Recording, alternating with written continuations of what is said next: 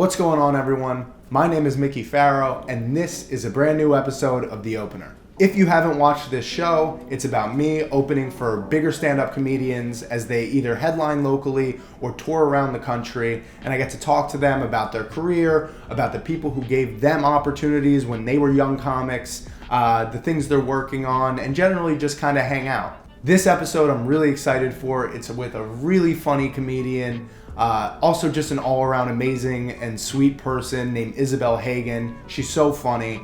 She was on The Tonight Show. She was a JFL new face. She's also an unbelievable violist. She's played in the pit on Broadway for The Lion King, and also Les Miserables. Les Miserables? You guys know what I'm talking about. This episode is going to be shot here in New York at Williamsburg Comedy Club as she works on some new material. If you don't know her yet, I'm going to play a couple of her clips so you can get acquainted, and I hope you guys really enjoy the episode. I think about my appearance a lot. There's this actress named Greta Gerwig, and she's pretty well known. She's in a lot of movies, and people come up to me a lot, and they're like, hey, does anyone ever tell you you look like Greta Gerwig? And I'm like, no one ever tells me I look like her. They just ask me if other people tell me I look like her. Little Viola, little stand-up.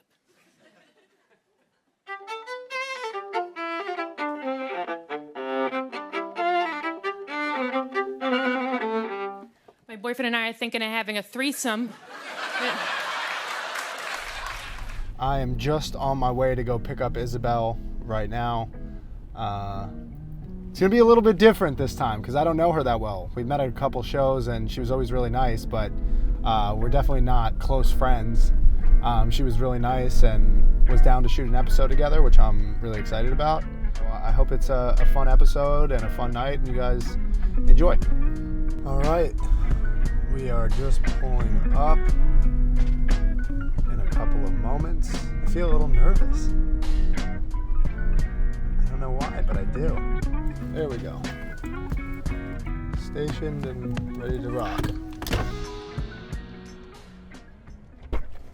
Hey. Hi. How's it going? Good. Thanks for being cool with this whole situation. No, it's fun. I love the idea.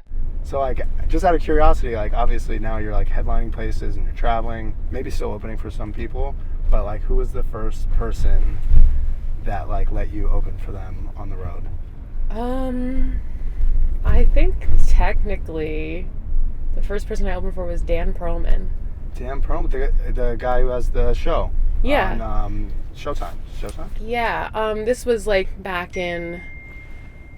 pre-pandemic. He just had a one-nighter in Baltimore, and he was like, can you drive? And I was like, no, but I'll get my license. You're so eager at that when you're opening, or when you want to start opening, you're just like, yeah, I'll learn how to drive, I'll buy a car, I'll fucking sell my kidney, but then I just didn't learn how to drive, then we just took the bus, so whatever. So you basically scammed your way into Yeah, I did, but it was great, it was super fun. And how excited were you the first time? I was so excited. And I remember we were on the bus and he was like, so yeah, you do 20 minutes. And I was like, cool. And I had never done 20 before, which is crazy to think now because to me, 20, you get to these points. Now it's 20 minutes. I could do that. No, you don't have to warn me. I'll just do that if you don't like me. Right. But I was like, okay, I think I have 20 and I think I did 18, you know. You ran out. And I did all my jokes. And you're like, who can I talk to in this crowd to fill the rest of the 2 minutes? Yeah, no, no one was timing. Right. Or sometimes if I get off early by accident, people will be like, oh, you had 3 minutes left. And I'll be like, oh, I did? I had no idea. I was just like, nah, that was all I wanted to do. I think less is always more. And then did it end up being a bunch of other people over time? Or one person that you ended up going a bunch of places with? Or No, I didn't really, so it was weird timing because that was kind of right before COVID, and then I didn't open for anyone else, I don't think, or I met Joe List at Skankfest, a little after that, and then he had me come open for him just at the Fat Black at the Cellar, but not on the road. Okay, still pretty cool. Yeah, I was super excited. That was the first time at the Cellar. Yeah. Was that? I think. Were you there if I have a really good set, they're gonna pass me. This is No, I think I understood at that point somehow that it didn't work that way. But I was still really nervous and wanted to do well. Of course, I wanted to make a good impression. And then I did JFL New Faces like that summer. So then I did like a Fat Black for Mark Normand, and then you're like, I could do this shit. Well, no, it's just little one-offs that got, people would just ask me, but I wasn't really pursuing opening on the road yet. I was still in that mindset of like, I gotta work on my craft in the city, and like I'm still not like where I need to be, like just level wise. And then I got Fallon, and then COVID happened, and so it kind of just shut my whole trajectory down. But then as soon as everything started opening up again, I did my very first headlining thing like right before that too. And how did your first headlining gig go? It was at Helium, Indianapolis, and it was fine, but it felt like I didn't use my viola at that point. I just did stand-up, and it all went fine, but I was like still new at doing that much time, and it felt a little dead to me. Yeah. And that's when I was like, you obviously need to get better at stand-up, but also like, why are you not using this other part of yourself? Totally. And then COVID happened, and then I did Tonight Show without the viola. Then COVID happened, and then as things opened up, I started just getting more headlining gigs, and then I was just like, okay, I guess I'm a headliner now. Right. It's not like I'm above opening for people, but it's just I'm busy doing headlining usually. Yeah. But I'd be thrilled to open for certain people, of course. But yeah. So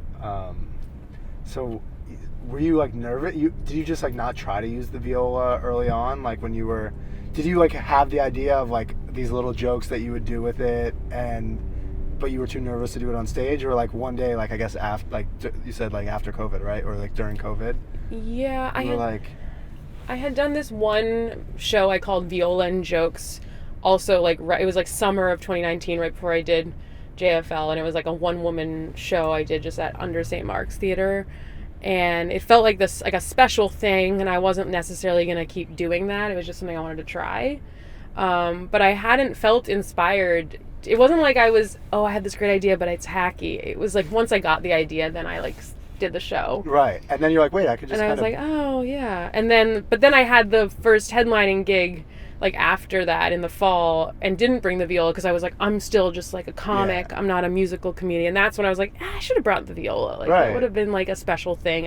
And then when I started bringing it, I would just do it at the end. So I still felt like I proved myself as a comedian. And then like, I here's like you're like, I felt like I proved myself. Like this, it's just you headline. I just want, it's like proof. It's to myself, right. Yeah. But yeah. So I didn't get that much. I never really was like on the road opening for people. Right. But it's kind of cool to skip. I guess. Yeah. I mean, I think being the opener is kind of the best gig. Cause you think so? I don't know. It's very low pressure in a way because as someone who headlines them, I feel like right. Okay. Like as long as the opener doesn't like totally kill the room, like it kind of doesn't really matter. Yeah. Like I want them to do well. That's true, but there is this like feeling, or at least that I've had, and it's weird because like even someone like Godfrey, who's like a close friend of mine, and like someone I like, we're just like friends. Like I wanted to like, you want their respect. I want their respect. Yeah, like, of I just course. like want to like leave being like, oh wow, like he was like, and like when I opened for him and I opened for Jeff R. Curry as well, it was like they had never seen me do stand-up before. They were just like people that I was from photographing at the Cellar that like I became friends with, and they knew I did comedy, and then I kind of was like Jeff, I filmed some stuff for him, so he knew I could do video, and he's like, oh yeah, come up and do it. And then I'm like, all right, well now, like this is the first time, and I better not suck, Yeah. So like there's like but you're right, because it's at the end of the day they're there for who they're coming to see. You should always want to do your best, but it's just this like. For me, it's just this sort of pressure of like, well, but if it doesn't go well, it's still like, it's better than if I'm the headliner and the whole night is riding on them, That's true. Because if you see a comedy show, I feel like remembering what it feels like to not be a comedian and see a show is really hard, but very valuable in some situations. Like if you go to a show to see a famous comedian you love, you don't really care who's opening for them. Don't. And you don't really, unless they were super hilarious, you don't really remember them. And if it was awful, like it was over pretty quickly. Even like my dad, he's like a very classic New York Italian guy, and he always will go once a year to see Sebastian. Uh-huh. And my stepmom's from the Midwest, and like, I guess over the last few years, obviously Nate Bargatze got so huge, and they were talking about, they're like, we just found out that we had seen Nate Bargatze, and like my stepmom loves him. Like, we just found out we had seen him opening for Sebastian. We didn't even remember that we saw him. I'm like, Right. like, even someone like on that big of a stage, it's kind of like they don't even, and this is like now her favorite comedian, and she didn't even remember seeing him. Yeah, I mean, I feel like you don't remember. Seeing comedy isn't about remembering their names, weirdly. Like, Right. I'll have non-comic friends say, oh, I went to the Cellar last night, and oh, there was someone who was so funny. Yes. And I'm like, what was their name? They're like, I don't know. Right. And I don't Right. care. And then they tell you one of their jokes, and you're Yeah. like, oh, actually, I know that. Yeah. But it's like, why? You don't think, oh, I should get their name and go see them. Like, I mean, some people do that, real comedy fans, but most people going to the Cellar are just like, that was a great show. Right. I'm good. And this one guy or girl was real funny. And did, because you've also used, like, with your viola, you've been part of orchestras that are, like, big. At, like, Yeah. yeah.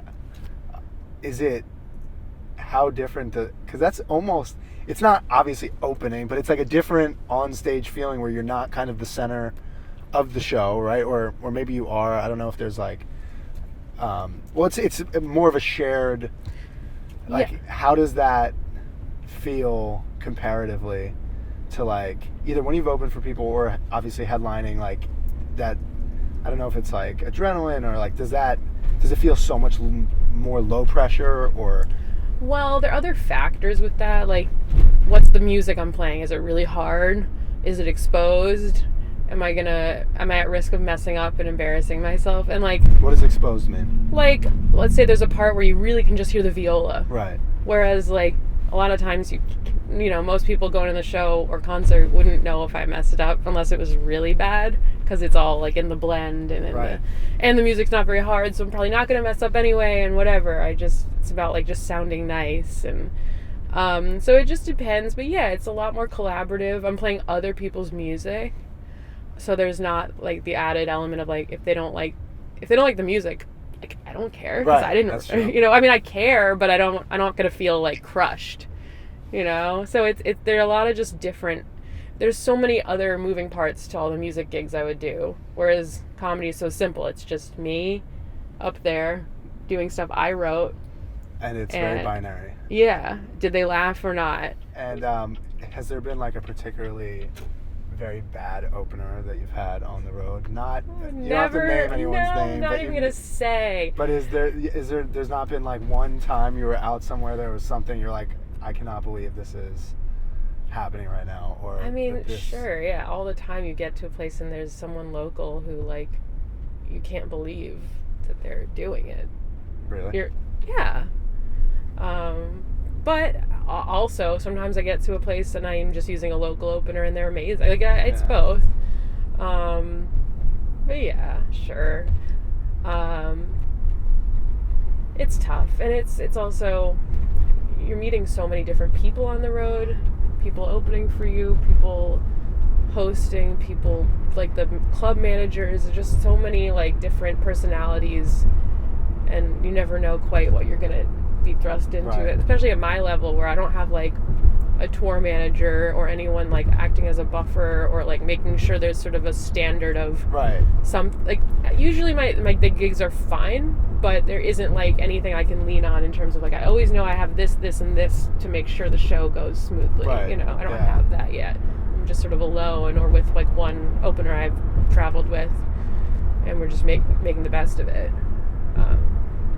So it's a weird place to be at, and it's hard, you know. It's really hard. What's the hardest part? Just the irregularity of everything, and just a lot of alone time, and yeah, I feel scared a lot of the time. Like, whenever I have to go on the road, I have like a lot of fear.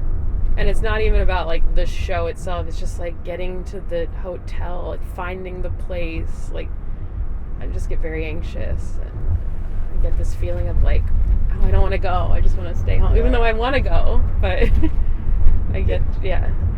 There was I was opening for John Rudnitsky and like for a few stops on his tour in like the Northeast, and there was one night that we were staying at a motel in New Hampshire, and I like remember walking into the motel and I'm like, oh, this is like fine, this is totally good, like everything's. I remember like after like a long show, and I'm like, you know, I have like both my like big cameras, and I'm like setting everything up, taking it down. I barely ate. I like get back to the motel late, and I like walk in and I like start just like looking at all these different things. Like I'm like, the door doesn't lock, like there's chips all over the place. You're looking at the ceiling, it's like there's like cracks all over the ceiling. You look at that like little chair in the corner, and you're like, it feels like there's a ghost sitting on this like chair on the corner. And Right. I had this like, I don't know, even though like I'm sure it's different as a woman, but like I had this like moment of like intense like loneliness, and like being away from my girlfriend, being away from just like in this like blank space that like is supposed to look like everything else everywhere else. Yeah. And you're like, but why does this feel so scary? And you're just you in like a little suitcase. Is it sort of like that? Is it a similar type of? Yeah, it's a loneliness and like a homesickness, even though you're not gone for very long. But just, yeah, the fear triggers me into homesickness, Right. and wanting to just sort of curl Feel up. safe. And it's a safe thing.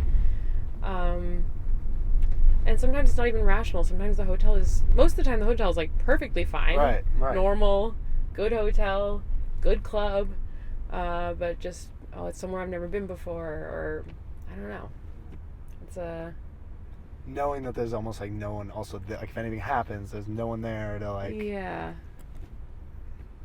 but sometimes you get Make somewhere friends. there's family. Yeah.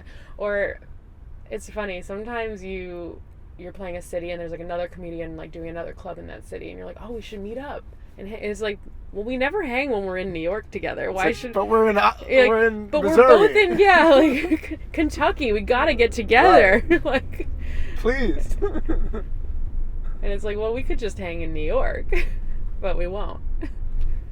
And then I guess the last thing I will ask you, because we're about to get here, is so this is like a working it out show. Yeah. So like, what's the vibe that like a show like this usually, like how many people, like what are you kind of trying to figure out? How much new material are you doing? How much like existing stuff are you doing? And what's kind of like, how often do you do them? Kind of I don't really have like a system yet. I think I'm gonna film a special soon. I don't know when, but I'm gonna just self-produce it because I'm ready to purge a lot of my material that I've been doing for so long. And I feel like until I do it the way I want to in a special, I'll be like holding on to it. right. So tonight I just want to challenge myself and do some of my newer stuff, and then do some stuff I've never said on stage before. That'll be like half of it. Then the other half will be what like I'm gonna like address it as like, these are like the greatest hits. Like, if you've seen them before, maybe you've seen some of these jokes, but like these are things I'm working on for my special, and like, so, you know, but I think I'm gonna sort of introduce it as like walking people through the chunks to kind of contextualize it in hopefully a funny way. So it'll feel kind of very like low pressure in a way, and very like kind of, you know, I guess conversational, I guess, right? I want it to feel that way because I tend to like to be really prepared for shows, and I think it's a good exercise for me also to just be like, and I'm very prepared for this, but it's a lot of it is stuff that I don't know how it's gonna go, and yeah. I was even thinking, I was like, I hope I'm not cutting into her like flipping through and no, like, I did that before. Okay, You're all good. And yeah. Awesome. Well, I'm gonna drop you off here, and then I'll find a place to park. And Okay. my stuff. All right. And yeah, I'll see you inside. Sorry.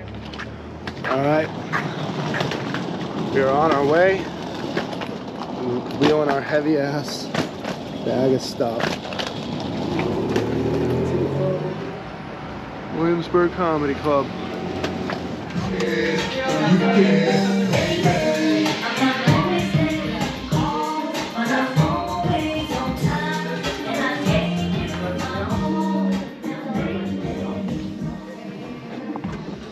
We have the viola on stage. We've made it. I always feel like an idiot, like walking up with it, like our moms to music school. So if I can plan it before. There you go. It's actually the first time I've been here, and it's such a cute room. Is this like your regular room that like you'd say you do? A fair amount. Yeah, I don't really have a regular room. I'm kind of comedically unhoused. Oh no. People filling in. 22 tickets. Should be fun. Please welcome Mickey Farrow! Woo! Thank you. You guys could do a little bit better, I think, right? Yeah. I'm going to preface by saying, one more round of applause for Mike, everybody. By the way. I'm going to let you know I'm not as smart as him at all. I know I have a turtleneck on. I know I look like a bisexual author from Brooklyn, but I do not have the brain that this guy does. I don't. Do we like the fit? We like it, or? Yeah. Thumbs up from you? It's an interesting look. I have a very changeable face. So like whenever right now I could be like, a professor in a classroom or someone that molests in a locker room. It's like it varied both ways, right? Like I could be I could be a sommelier, or I don't even think I said that right. That's how much smarter he is than me. Or I could have never tried alcohol. It's a very changeable look, but I'm just an Italian Jew from New York. That's all I am. Do we got New Yorkers here? Are you guys from out of town? Yeah? Very exciting. Woo! I like it. You know any Italian Jews? They only make them here, by the way. They're not making them anywhere else. This is where they make them. This is where it happens. I do know one fact. Freud. We're going with Freud right now. You know Freud? A little bit? Probably more than me, dude. I only know one thing. The Oedipus thing, right? You guys know about this? They say people want to date someone that's like their mother, right? But I had like a white Jewish mom and a black Caribbean nanny, so I never was sure who. I was very close to. I didn't know. I felt like I was going into a weed store, and they're like, "Do you want a sativa, an indica?" I'm like, "I don't know." They're like, "You could have a hybrid." I'm like, "What is that? A Puerto Rican in New York? What does that mean?" She goes, "Oh, I teach you to wine. It's a Caribbean dance." Okay, very simple. 3 steps. Okay, you just get low, and then you just go back and forth like so. Just back and forth like so. I know, my crotch was definitely too close to you when I did that whole act out. I'm sorry, I apologize. He won't even look at me at this point. I don't know. I'm like, what do I do? I'm trying to be nice. You look so smart. You guys are a great audience. You laugh when it's funny and then you stop. You're like, well, we're not going to laugh too hard right now.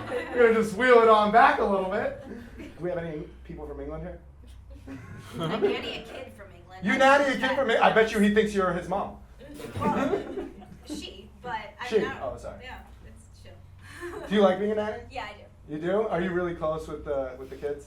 I am, yeah. Well, this is what you have to look forward to. Someone like me, all right? I just want you to know. It's a weird, it gets weird. That's my time, guys. I'm Mickey Farrow. Are y'all ready for your headliner? I need y'all to make it really loud. Are y'all ready for your headliner?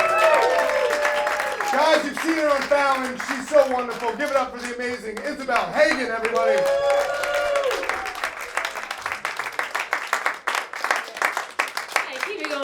Mickey and Mike, everyone.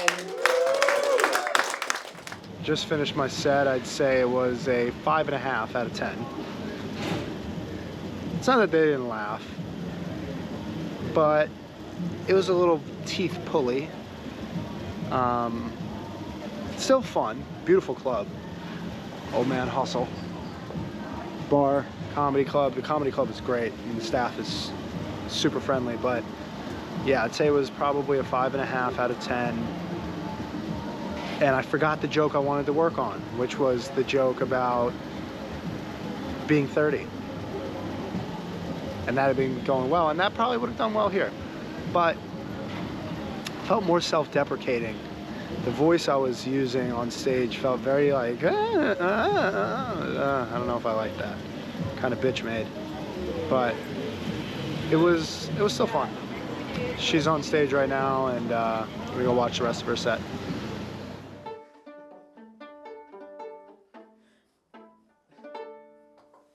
Thanks so much. Thanks for coming out. I really appreciate it. I'll be hanging at the bar. Come say hi and get on stage. All right, bye. Again for Mickey Farrow and Mike Kaplan, everyone. was alright. It was like Great Trinidadian voice. after I should be able to do that, but it was alright. But you did great. Oh, thanks. You feel like you got like what you needed out of it? Yeah. It was just like I tried to keep it loose. Tried something that I probably won't do again. Fucking Italian joke. Yeah. It's really fantastic. Thanks for coming. Well, they definitely loved you.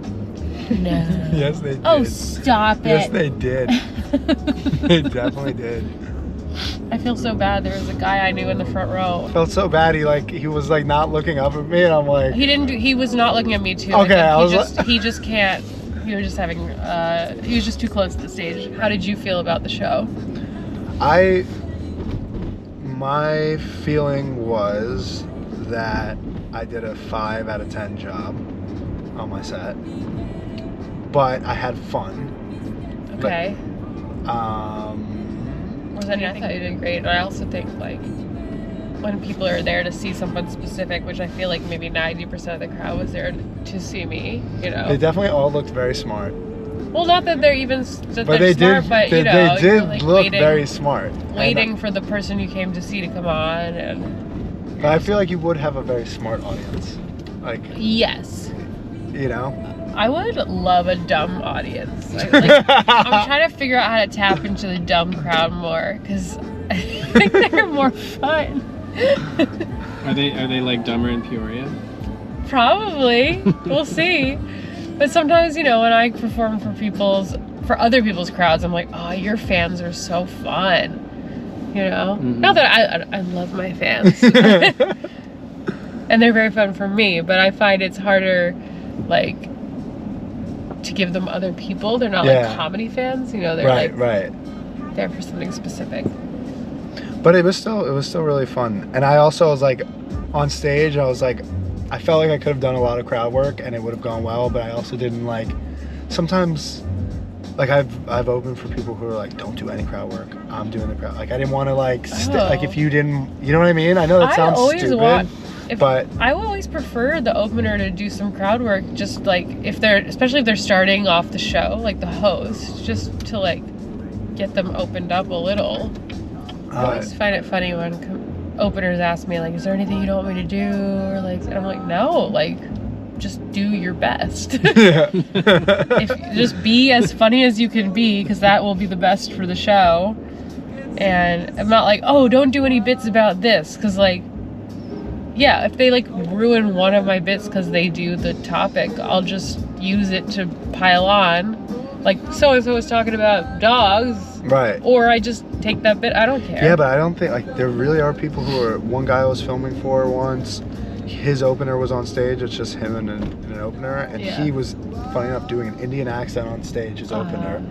And he's like, why is he doing that? He knows I do that. He was like having a different guy melt down backstage because of this accent. And I'm like, what? But everyone's here for you. What are you so worried about?